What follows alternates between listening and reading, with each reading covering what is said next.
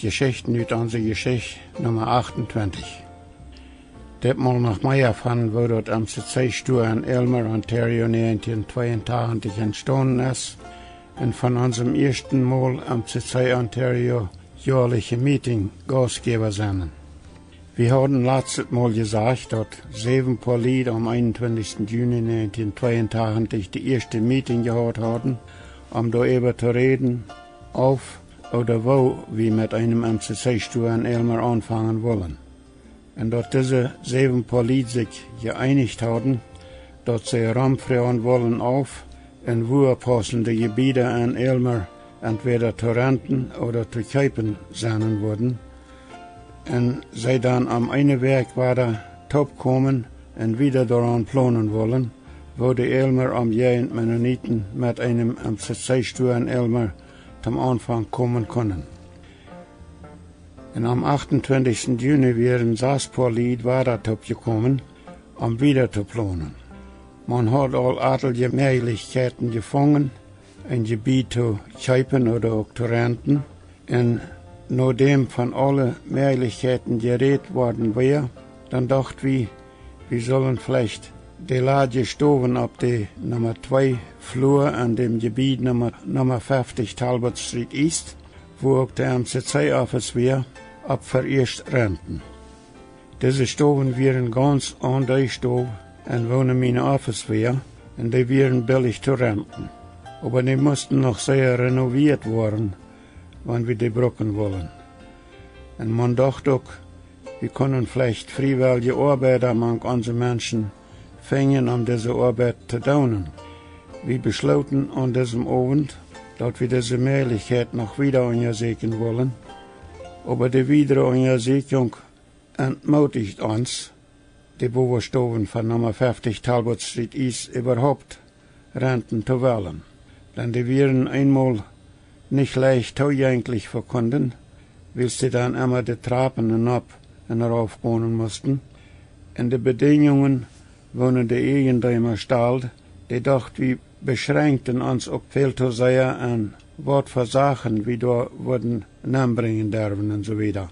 Unser Meeting am 28. Juni 82, die Stoven auf die 2. Flur in dem Gebiet von Nummer 50 Talbot Street East in Aylmer und gesagt und gefunden haben, dass wir fehlten, dass die Randbedingungen uns zu sehr beschränkten, um richtig ein MCC-Stuhl haben zu können. Aber 3 Wochen vielleicht so viele Meetings wieder.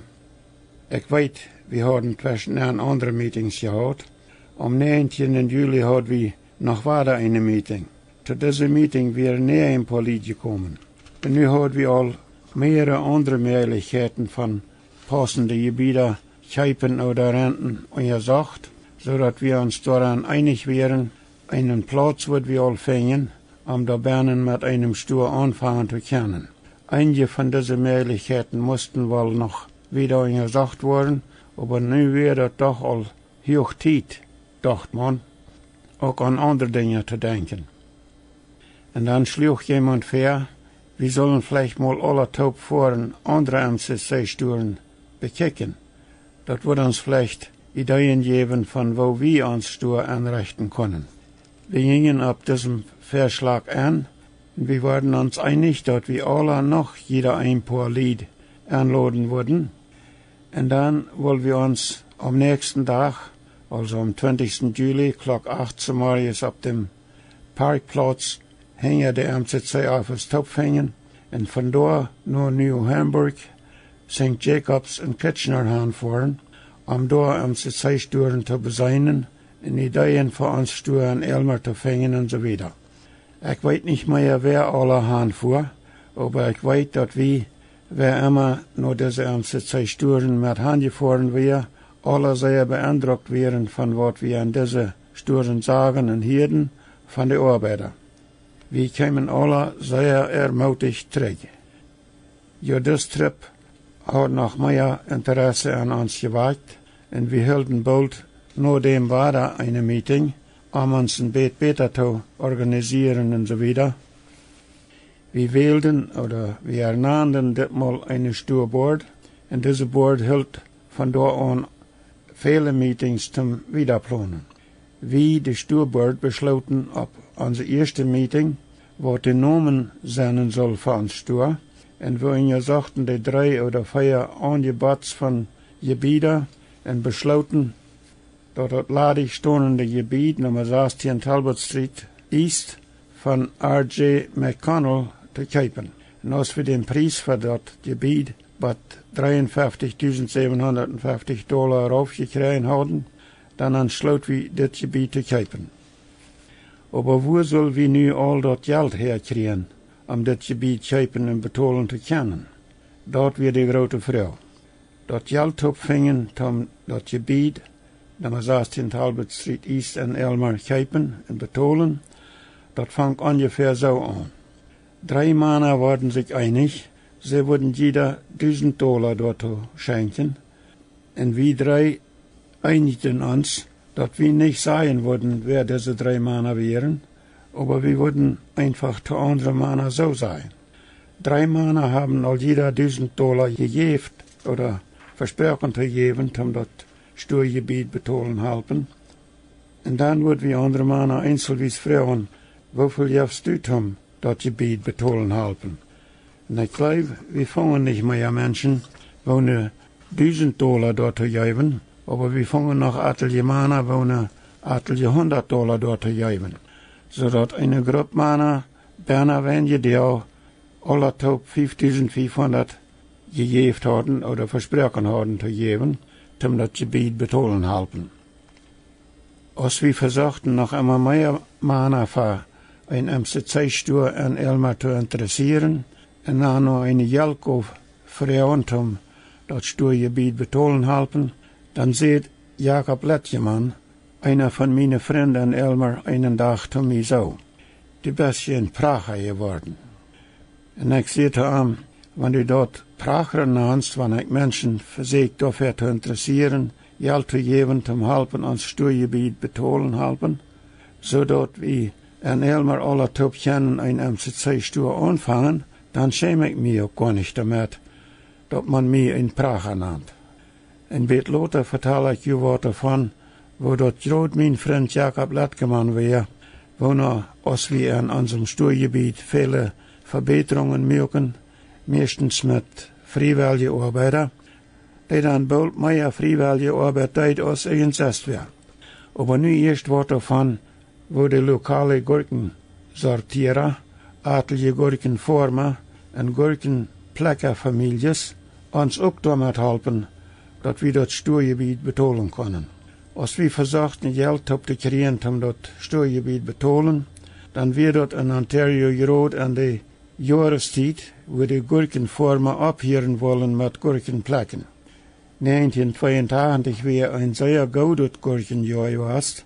Viele Former hatten ihren Kontrakt all weit überfall und angebracht, und ihre Gurken drehen immer noch. Und sie dürfen auch noch immer mehr Gurken anbringen, weil die, ich glaube, das wird die Bix Company, immer noch mehr Gurken haben will. Aber die meisten Former wollen abhören mit Plecken. Ich glaube, die wollen dabei abhören, weil viele von ihren Arbeiter weggingen, um selbst für Tomaten zu plecken.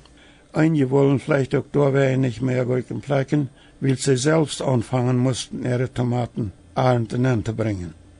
Aber dann passiert was ganz Sonderbares, was sehr wundervolles.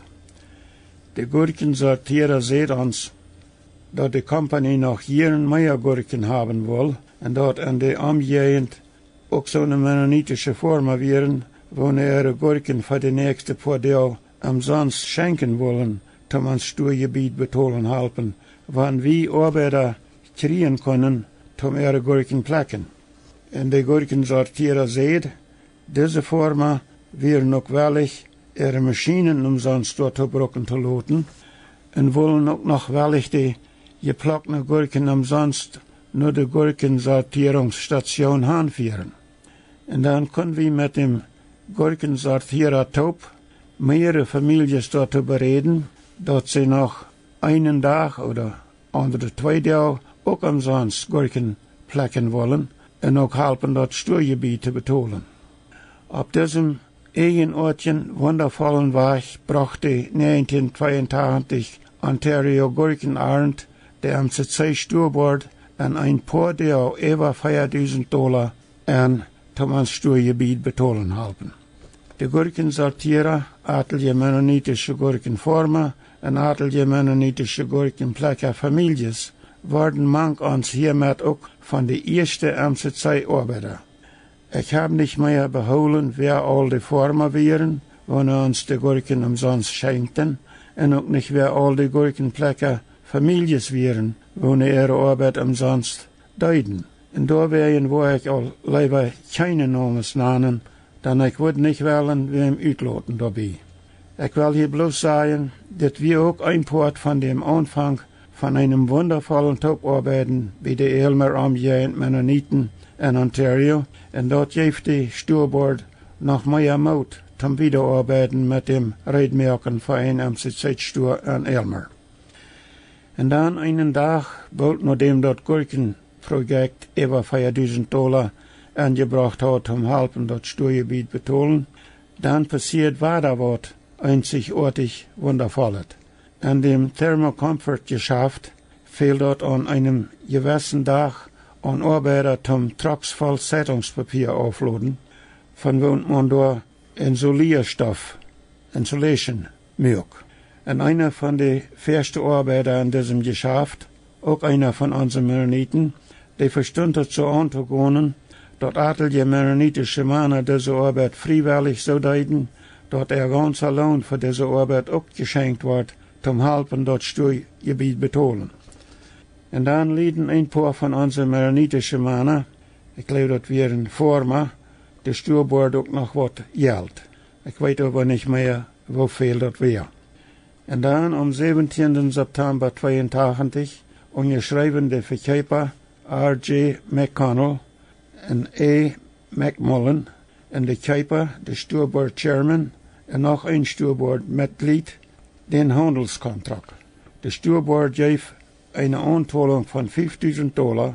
Das Kontrakt wäre aber so ausgeschrieben, dass der dann gültig wäre, wenn der Stuurbord binnen der bestimmte Zeit auch die andere $48.750 betalen kann. Der MCC Ontario Director, Ray Schlegel, war so positiv von unseren Mennoniten am Anfang mit Toparbeiten an Aylmer beeindruckt, dass er die Stuurbord anbaut. MCC Ontario wurde an $20.000 ab ein Jahr liehen ohne Antrag, ohne Zinsen. Und am 1. Oktober schickt er uns diese erste $20.000. Und dann arrangiert Ray Schlegel dort so, dass ein paar Glieder von unserem Stuurbord mit MCC Eberste Top in Kitchener eine Meeting halten, sich mehr im Fall davon informieren zu lassen, kriegt, was wir in unserem Aylmer Stuur tun wollen, wo wir dort ranen wollen und was wir dort Vermehrlichkeiten sagen und so weiter. Und nach diesem Meeting lieh MCC Ontario der Stuurbord noch einmal $20.000, auch ab ein Jahr ohne Zinsen. Und zwar so, dass, wenn wir diese $40.000 am oder vor dem 30. September 1983 zurückgezahlt haben würden, dann brauchen wir keine Zinsen daran zahlen. Das Geld, das mennonitische Männer geschenkt haben, um das Stuurgebiet zu kaufen, das Geld, das unsere einzigartige Gurkenarend und dort von der gerade so einzigartige Arbeit bei Thermocomfort uns angebracht hat, und danach dort geliehen Geld von MCC Ontario, dort mögt das möglich, das Stuurgebiet, saß hier in Talbot Street East, in der Stadt Aylmer kaufen und betalen zu können. Ich habe nicht genaue Beweise dafür, kriegt, wann ja alles gesetzlich so umgeschrieben worden wäre, dass das Gebiet der Mennoniten gehört in der Aylmer Umgegend. Aber ich habe eine Kopie davon, dass R.J. McConnell und A. McMullen, die Bewohnerin Noel Steinhoff, wohnen in dem Apartment auf der zweiten Flur in unserem neu gekauften Stuurgebiet wohnt, am 29. Oktober 82 so schreibt. Du wirst wieder haben, deine $125 monatliche Rente an Aylmer Mennonite Community Store betonen moeten. Also vor dem Ende vom Monat Oktober 82 hier diese Hälfte vom Stuhlgebiet 16 Talbot Street East wohnt R.J. McConnell und A. McMullen, was dann geehnt hatten, unsere Mennoniten, gemeinsame Stuhl. Und R.J. McConnell verspricht die Stuhlbord, wie diesen Handel fertig merken, dort, wann er vielleicht all nur wenige Jahren an den Ruhestand treten, Retirement nehmen würde, und sein McConnells Menswear geschäft abgeben würde, und dann die andere Hälfte von dem Stuhlgebiet, Nummer 20 Talbot Street East, auch wird verkaufen wollen, dann würde er uns das erste die Gelegenheit geben, auch diese Hälfte vom Gebiet zu kaufen. Er hält sein Versprechen, und wie Aylmer Mennonite Community Store kauften, als er retired auch diese andere Hälfte vom Gebiet. Wir waren 1982 noch gar nicht gescheit Reichtum in unserem Aylmer Mennonite Community Store bei 16 Talbot Street East in Aylmer anfangen zu handeln, dann brauchten die Menschen uns nicht mehr uit der Aylmer umgehend, aber von so weit auf aus Port Rowan all viel gebrauchte Kleider und allerhand andere Sachen.